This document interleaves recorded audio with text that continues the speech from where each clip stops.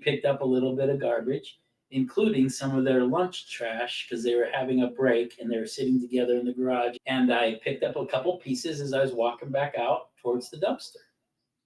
And I could hear the foreman, saying to the rest of the crew, "I don't like seeing Bill pick up our trash." He's like, "Don't ever let me see you guys leave trash around when Bill's around." And I just thought to myself, like, man, this is really what they're thinking. Like, if that could happen over and over again on every job, the halo effect of this cleanliness element and what it means on a job site.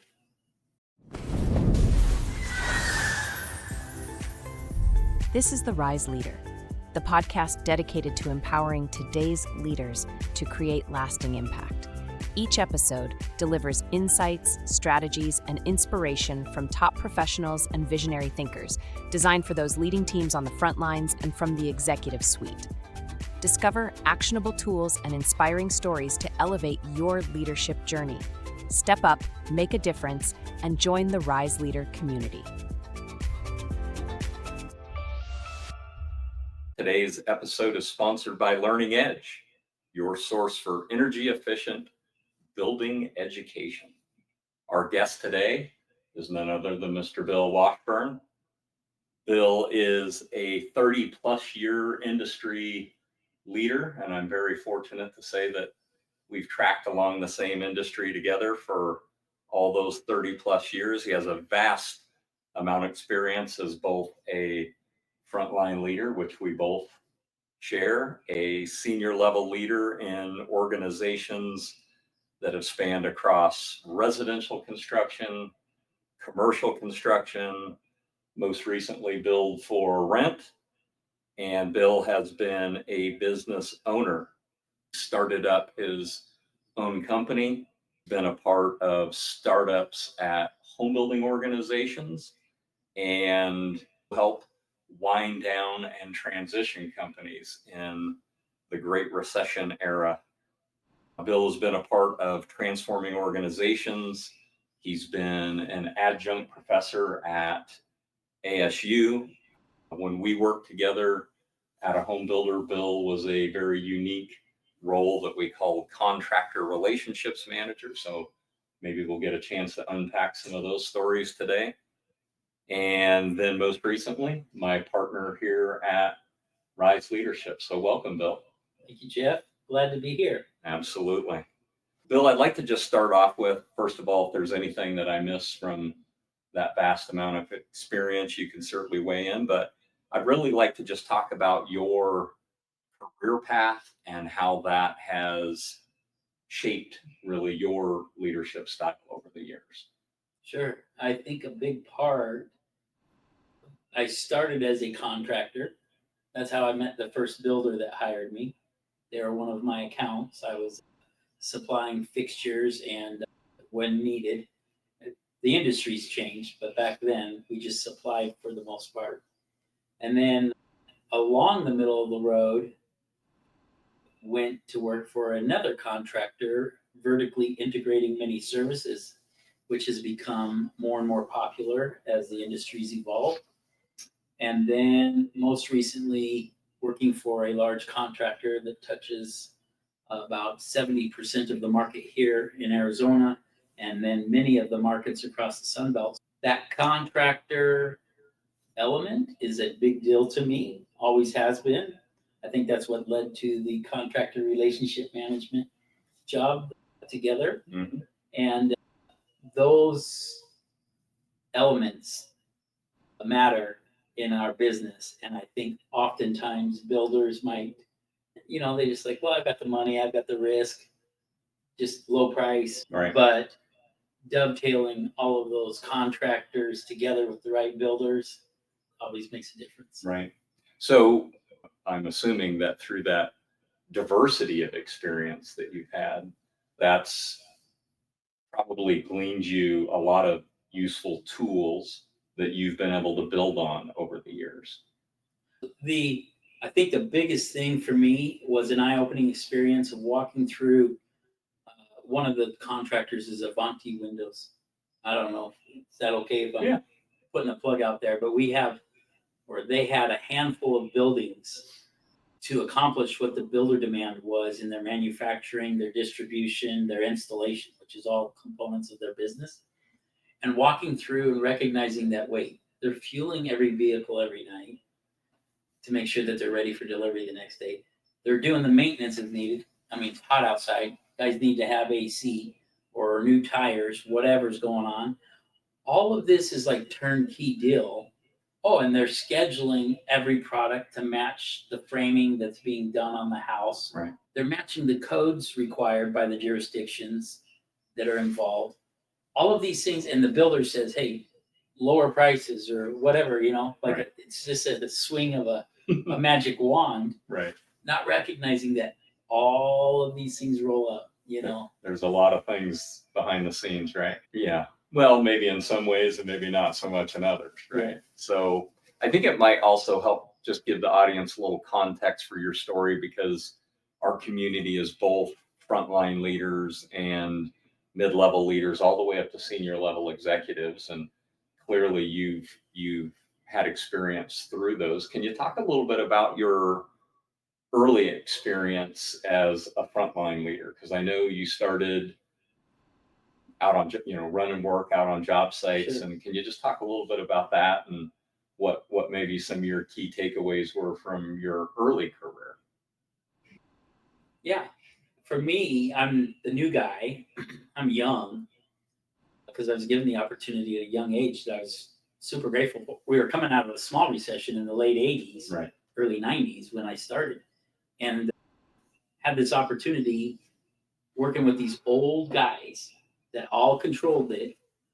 And so I had to somehow usurp that to get the attention of the trade. Right. So for me, a job ready was key. And then as soon as I could demonstrate over and over again, let's just say, for example, I'll just use the foundation guy. Well, he's got to have, some pins so he can identify the property. He's got to have a level clean pad. I mean, it's just these basics, but I would do that. And the more that I would do that, I'd get the control of the trade. I could Right. say, hey, I need you this date or that. And that started to get demonstrated. And so for me, job ready was a big deal. That was the early days. And to the extent that it led to the next, the transition. I wasn't looking for a job, but a national builder approached me about coming to do a startup for him. Right. And that was because of the trades. Right. They're like, Bill knows what he's doing. Love that. So I know one of the things that we've gotten feedback from many of our students in Rise Leadership, and you sort of alluded to it there in your story about being, early on the job, which is, either being young or being new, right? And you end up out there on job sites and you have this, to me, what always felt like the weight of the world on my shoulders, right? As the person who was trying to run the job. And it can be difficult, right? Like and I was both young, and even though I'd been in the construction industry as a hands-on trade, as a house painter, it was my first time really in a position of leadership and responsibility. And, my story is being that pimply face, 21-year-old kid right out of the military and ended up on a job site. So can you talk a little bit about, some of the, you mentioned it a little bit there about what I was considering, like gaining the respect of the trades by being job ready. Anything else that you might want to share with maybe a young leader out there for, job site supervision to, help move the needle in their own personal leadership?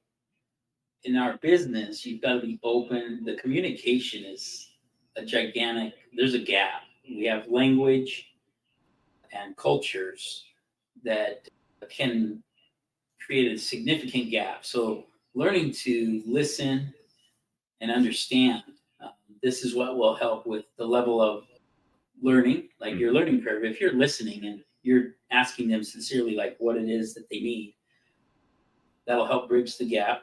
But then beyond that is, how do you communicate? And some of the guys, a lot of people in our industry, they may have a record, like a legal record that defers them from getting into school or going into other professional levels, and so they're out there in the field and they look intimidating at times, Right. and so as a young person and you're on charge, I found though that if you listen, like the ego's not in the way and you're willing to understand before you start to direct, those things make a big difference. And Right. you'll start to literally be like friends, and you don't have to worry about the guy covered from top tattoos Sure. head to toe. You can go live in the hood with the rest of them and Right. enjoy. Sure. If that was required. Got it. All right. Well, let's jump into today's main topic, which is, I've referred to it as expectations leadership, mainly because that is the style that I've coined for my own leadership style. And this is really born out of, and again, it goes back to those early days of running work on the job, but more specifically when I got to be a more senior level leader is really where this dawned on me. And the reason I came up with the term expectations leadership was I really just didn't enjoy conflict. And that's what I saw so much of on the job site. And conflict is going to happen. And it's also, at times necessary. And so I realized that, but I really wanted to go out of my way to set crystal clear expectations for and with whoever I was working with. And I think it works best when you communicate your expectations and you get, first of all, you could call it buy-in or agreement, right, from the other individual. And you get really crystal clear about what is the desired outcome. And that can be an individual thing in the home that you're negotiating to get resolved, or it can be how frequently a superintendent is from a contractor might visit the job site to make sure that they're doing their part. So I really want to unpack expectations leadership a little bit with you. Any initial thoughts on that?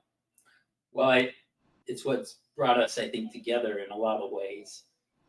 Because, not necessarily using those very terms, but if I'm taking construction documents at the beginning and I'm working it through all elements, I wanted to do what made sense. Not, I didn't have the ability like pushing guys around and trying to leverage that, especially as a new guy. Right. So if I could understand what those expectations were from the builder standpoint, as the new superintendent on the job or assistant superintendent, there's a budget, there's a schedule, and then there's plans. These things all drive the job. Well, if I could get that alignment of those things and understand them clearly and convey that, I didn't have problems. Right. And it's already paid for, so now I just got to rein it within. Love that. Yeah. Okay. Well, there's three main elements that I want to unpack on expectations leadership. And number one is vision. Right. So I personally believe that sharing, and again, this can be at the frontline level leader or an executive level leadership, but really sharing the vision. So really articulating like where we're trying to go as a community or where we're trying to go as an organization is so vital to the overall mission. You and I worked in an organization together where we ran a very elegant one-page strategic plan, right? So it had a number of elements that we're going to cover here today, but setting the expectation through a shared vision, I think is really number one. So I just wanted to ask, like, either a story or an anecdote about where you've either seen that work well, or we can either unpack, maybe experiences that we've had where there's not that. And I don't think we have to go any further than, like the students that we have at Rise Leadership today. We talk about those scenarios in our coursework, and we hear those examples of where there's not clear vision from ownership, from the builder to the contractor, things of that nature. So any thoughts on that? I guess there's a lot of stories. I was fortunate to work for someone early on where the transparency was there. And our homeowner guide, so this is the person paying for the home to be built. It covered all the things related to the house. Well, that became the onboarding of the individuals that we hired. So that expectation, literally from like, if we're telling the homeowner that this is the rules, then we're going to live by it. And to me, that it was what it was transparency. Sure. It just was throughput all the way. And now with technology being what it is, I can fly a drone over a job site and you can tell exactly where everything's at. Mm. And if there's a way then to evolve that and share that with the contractors so that they can just open it up and go, good, they would save money ultimately. But transparency and being able to do some of this stuff and leveraging the technology, I think, is an avenue to definitely pursue. Yeah, I love that example. And so correct me if I'm wrong, but what you said was you actually use like your customer experience manual to guide and demonstrate your onboarding process for new team members. Yes. Right. So I think that's a great example. It's going to hit on probably at least 2 or maybe 3 of the things, including the vision, which we've already talked about. And then this might just be a great segue into communication, right? So I really believe on a personal level, whether it be communicating with, close personal relationships in your life, how well we and how effectively we communicate is really one of the keys to success. And so I wanted to ask you a little bit. The other thing that we do in our Rise leadership was we're mainly focused on the construction element, but there are, let's call them relationships that are upstream, whether that would be the relationship with your sales team, for example, or the purchasing team, right? So it's the folks that are selling homes to the folks that we might build, or the ones that hire the contractors to be on our job. And then there's the downstream relationships, right? Which typically warranty, right? After construction. And then by the way, not forget about the customer, right? Who is a very key element in the process, but just communication in general. Any other thoughts on effective communication, both up and downstream, that could be helpful to the community? If you were to kind of consider it like a gigantic spoked wheel, you've got, if you are the hub of whatever it is you want to do, there is a spoke to accounting and a spoke to finance and a spoke to land development, right, to engineers, consultants, on and on and on around that whole thing. So these avenues and expertise, it demands a lot. right.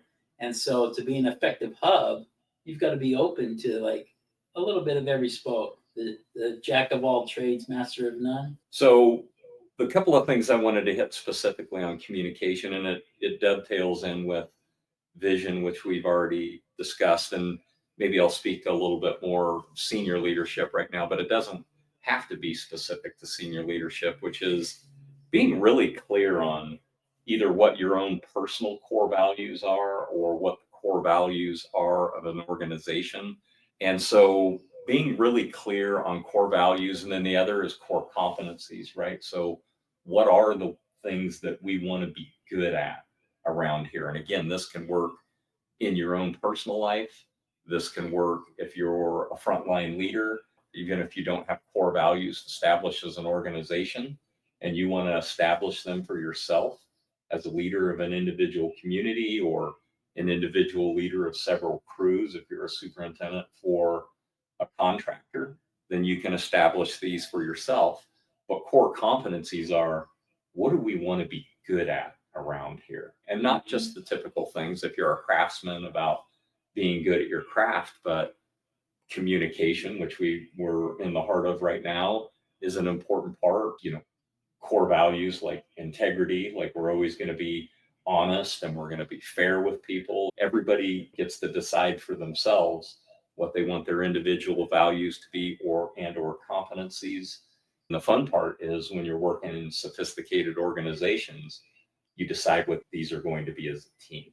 Yeah. So I think the core values, core competencies, and the last one is core purpose. And again, I'm assuming that might have been baked into that experience model that you referred to before, but deciding who you want to be, right, on purpose, as a purpose, right? Like I'm assuming that when you were running work on the job, or when you were running your own business, for example, you had an idea about who you wanted to be, and that helped you live or operate in that manner. That's right. If there's something, I guess, that drives me today and has every day of my career, it's not that it hasn't evolved, but it's always doing, like, and being, how do I say it? To be better. I mean, I'm doing this analysis is constantly happening, right? Mhm. And I'm not gonna. I screwed up and I got a guy there on the wrong date. Well, why did that happen? So I do this analysis, this mental analysis all day long. I think there's a ton of benefit if individuals, whether they're a trade or a builder or an executive or even low level, I mean, everybody's processing and doing that. It's the guy that's drilling holes through the studs to pull Romex wire for the Right. electrical. I mean, rather than doing a hole here and a hole here and a hole here, so his wire goes up and down like that, maybe it's more effective if I could just go straight through like that. What You figure it out, and then you get these efficiencies. Right. And if some way, then that's clearly conveyed to the owners. Oh, then that's conveyed to the guys, like in the organization where you and I worked. That was something that mattered. And when it goes full circle that way, oh my gosh, it's so exciting, because now the salespeople, they're talking about, like, yeah, this is why we don't do that. We do it like this, and you make a negative a positive. Right. It's my classic. I tell the students all the time. It's like this one wall is like no other wall. It's custom. The artisans applied it by hand. Love that. Yeah. Well crafted. All right. Well, I'm going to move into my third thing that I wanted to cover, which this is a little bit of I don't want to call it a tricky subject, but it's accountability, right? And the reason I guess I'm kind of dancing around and calling it tricky is because we see this through leadership, we see this through what occurs on job sites, or we even see it occur internally at organizations. When you don't have a healthy accountability system or the skill set to be able to manage and hold folks accountable, or contractors accountable, fill in the blanks, then that's usually where we see a lot of inefficiency, right, on the job site, all the way to organizations that don't make it, where they're not successful. So where I wanted to go with accountability first was taking personal accountability. And that's a big thing that I've always sort of focused on, especially with safety on the job site, taking personal accountability. And the reason I mention that is my number one tool, and we'll recap on this when we talk about actionable tools here at the end of the conversation. But Greg Anderson, from his great book, Safety 24/7, had one of the most impactful leadership principles that I've ever heard. And the way he said it was, demonstrate personally what you want more of, right? Which means it's that whole thing about, walking the walk. Yeah. Not just talking the talk. So anyway, I wanted to see if you had any thoughts on accountability in general. I was walking through a framed home, and I had the habit of just picking up trash as I moved along from house to house. We were doing our job as a builder, and we had dumpsters at each house. Mm-hmm. So it was easy. I could carry a little bit, throw it in the dumpster, and then I go walk the next house. I know Portuguese, but I don't know Spanish really well, but enough to understand what this crew said as I was walking out the door, having picked up a little bit of garbage, including some of their lunch trash, because they were having a break and they were sitting together in the garage as you typically see. And I picked up a couple pieces as I was walking back out towards the dumpster. And I could hear the foreman, saying to the rest of the crew, it's like, I don't like seeing Bill pick up our trash. He's like, don't ever let me see you guys leave trash around when Bill's around. Mm. And I just thought to myself, like, this is really what they're thinking. Like if that could happen over and over again on every job, the halo effect of this cleanliness element and what it means on a job site, it just so walking the talk, Sure. it can start at that level. Right. And I mean, I know with you in safety, like dress the part, look the part. Right. Yeah. Look the part as a leader. Right. Doesn't matter if you're a foreman on the crew or a superintendent. We've also seen this from builder to builder around town where, just stay on the vein of safety, some exhibit the standard and some don't. And to me, that sends a very clear message to the rest of the team, whoever that team might be, contractors or individual workers, around what we will accept or tolerate. When you have leaders at the top that not just do it but embrace it, and to me the embracing in that respect, like looking the part, dressing the part, they show up to a job site with a vest on and a hard hat, they look the part. Right. And Totally. that to me is impressive. Totally. So the next thing I want to talk about is what Jim Collins would have said, from good to great fame, the right team, right? So he called it having the right team on the bus and in the right seats. And again, not an easy thing to do in this current environment.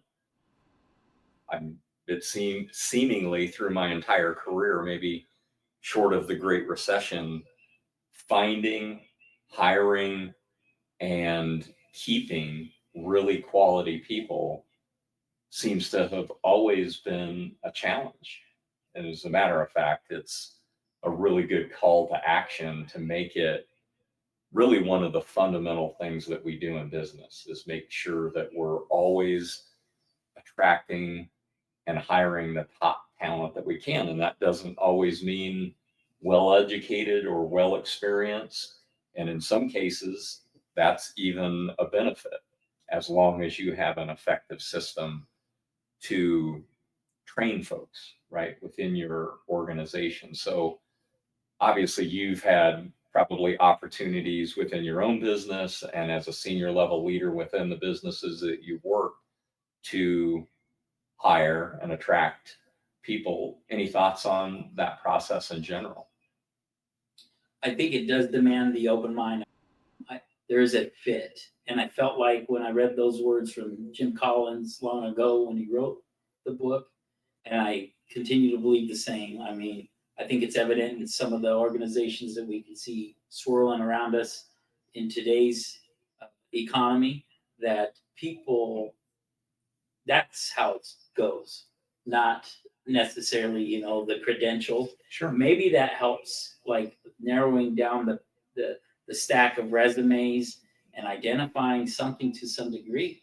But I think it comes down to that, and then how you ultimately treat them. Right. And that seems to be my evolution is changing. The crowd is getting younger. The dynamics are different. Like, Right. if they're not treated right, they don't have any loyalty. Those things are, the working at GM for a lifetime or That doesn't exist anymore. no, you call yourself a unicorn, and you are. I mean, Right. you're in an industry where you were able to do that. It doesn't work that way, and so I think being able to make sure that they know there's value, and being able to, the one-page plan works in this kind of scenario because that shows the transparency from top to bottom. Right. Identifying then, like, what are all the rules? How is it all made up in terms of the transparency? Like, if you've got clear documents and you've got clear process, those things all kind of pull together. I mean, ultimately, you have to be able to sell it, and you've got to be able to have satisfied customers to continue to sell it. Well, if everything else is in alignment, and it doesn't go very far, to get that alignment, you've got to have a trade that's on board with it. Right. And there's successful builders that are doing it all day long, very efficiently in terms of their budget and timing. Right. And that's because of those relationships. So the last thing I wanted to do on right people was now, again, tie it all the way back to the very beginning and vision. So when we were talking about vision, I was talking about core values and competencies and the purpose of the organization. I think it's vital. And so I want to just say this for not only frontline leaders and especially executive leaders who are setting the tone for an organization, that you have your core values and core competencies clearly outlined, because at the end of the day, when I say hiring the right people, well, how do you know that you are hiring the right people unless you're hiring the type of, and we've hit a lot on performance here, but unless you're hiring the type of people who have the values and then therefore the behaviors that you'd want to be alive in your organization. Yeah. And so for me, it's imperative in the hiring and then ultimately the interview and ultimately the hiring and onboarding process that you are hiring for behavior as well as performance. Because just to be quite frank, I found it a lot more effective to hire, again, maybe somebody without the skill set or experience, and train them as long as they had the good core values, Yeah. right? And that's as basic as showing up on time and showing up every day if you're a frontline leader managing workers.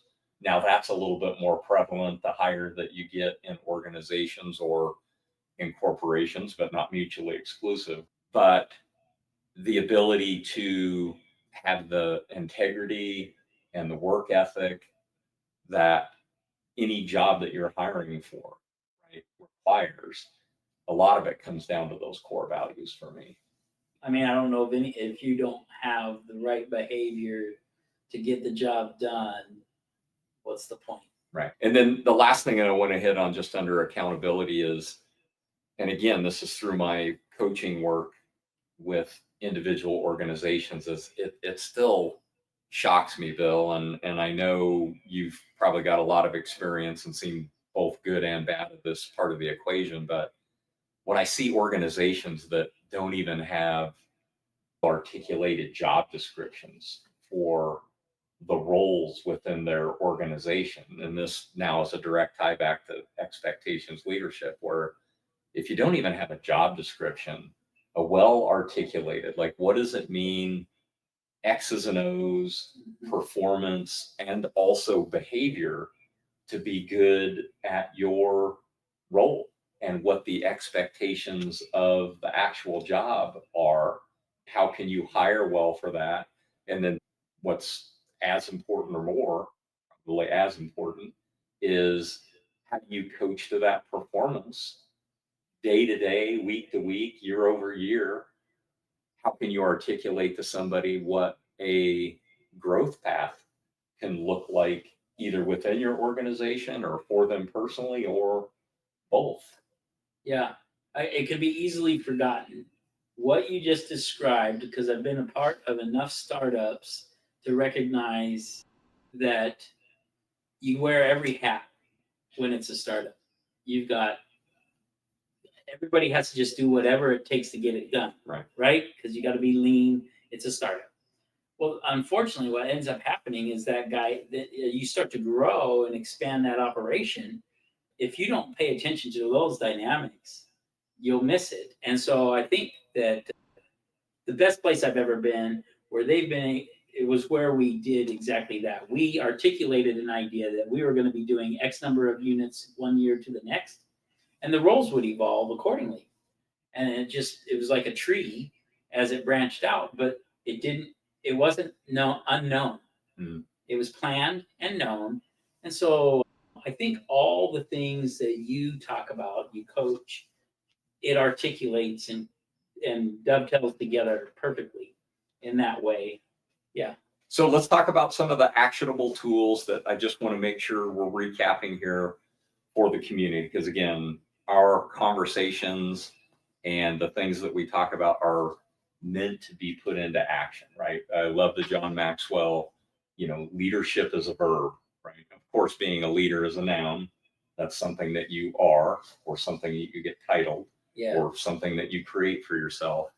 But leadership is action, right? So I want to make sure that the community has things that they can take away from our conversation today that they could go out there and put in action today, next week, next year, to move the needle forward on their organization. So number one for me is creating that clear vision. So if you don't have a mission or vision for your organization, or again, go back to the frontline leader, you can create one for your teams, even if your organization doesn't have one. And then, oh, by the way, share that up the hill to your boss. And maybe it's something that they could just adopt for the whole organization. So setting clear vision. Number two is effective communication, right? So again, that's a lot of what we do here at Rise Leadership. We're focusing on the communication style. We're focusing on specific things that leaders can do out there on job sites to be more effective communicators by building relationships with their team, building relationships with whoever their customer might be. And then, of course, always clear expectations, which again is the topic of today. So again, either as an individual, if you don't have those, or what we normally find with our students is they're at some level in their communications journey, but it doesn't matter wherever you get to, there's always another there where you could be better, right? Yep, absolutely. As a better listener, more clearly articulating your thoughts, holding people accountable. Public speaking is a great example, right? Standing in front of a group and sharing what your message is. So it's vision, communication. The last is team accountability, right? And so just reflecting on our conversation today, if you don't have a written job description for the folks that are reporting up through you, wow, when would today be a great time to start that? Yep. Right. And create a foundation for where you can continue to build on. So it's, for me, it's vision, communication, and accountability, just to carry through that theme. So a couple of closing questions for you, Bill. First of all, who's the most impactful leader in your life or career, and how so? Well, for a long time, I've often talked about Mark. He helped me immensely just to have the vision, all things included, and encapsulating and bringing it all together. And was just effective in how, I mean, we were extremely successful as a business. And I believe it was because of that transparency and that vision. Yep. And a lot of things were changing in the world around us. And so that has left a gigantic impact. But I mean, more recently, and I'm not saying this because we're sitting together, except that we're sitting together. And for me and to be co-founders together, I mean, Jeff, like you made a gigantic impact previously. And then I think for everybody, extending some trust that when that, it's like gratitude, it's like smiles or love. I mean, those things grow, right? Love And that. so, yeah, that to me, so there's a level of that I think I want to extend to you. Yeah, you've made a nice impact in my life. Well, thank you, For Bill. sure. I really appreciate that. Last question for you. What is the best actionable leadership lesson and or best practice that you've learned, again, in either your life or business? That There's a lot of things that I could say, but I think I'll sum it up with one that everybody can take away today in the community, and that would be just express gratitude to like one contractor or one individual on your team today. Mhm. You know, make a phone call. It's a great season, right? We've got the holidays that we're in the midst of, but then let that continue. Like, don't be that like, oh yeah, I did it for the every Thanksgiving. No, just do it. Like, it doesn't take a lot of time, but I think it does grow, and people recognize that you're grateful for their service. Absolutely. Beautiful tip. So expressing gratitude for the good things in your life. And sometimes it can be the small things, sometimes it can be the big things. Be grateful for all of it. And what you're hearing Bill say is express that gratitude. And with that, I'd like to express my own level of gratitude for you, Bill, for being on the podcast here today. Thank you so much for sharing your stories and your insights. I think that's powerful for our community. And I'd like to thank the community in general for tuning into the podcast today. And please don't forget to subscribe to the Rise Leader podcast, like our episode, share it if you filled in. Absolutely. If you're up for it, please leave us a review. That's it for this episode of The Rise Leader. Thanks for joining us today. To connect further, visit riseleadershipaz.com, where you can find show notes, resources, and more episodes. You can also find The Rise Leader on Spotify, Apple Podcast, and YouTube. Don't forget to subscribe, rate, and review the show. Your feedback helps us reach more leaders and continue to deliver valuable content. Until next time, remember to step up, make a difference, and lead with impact. This is The Rise Leader, signing off.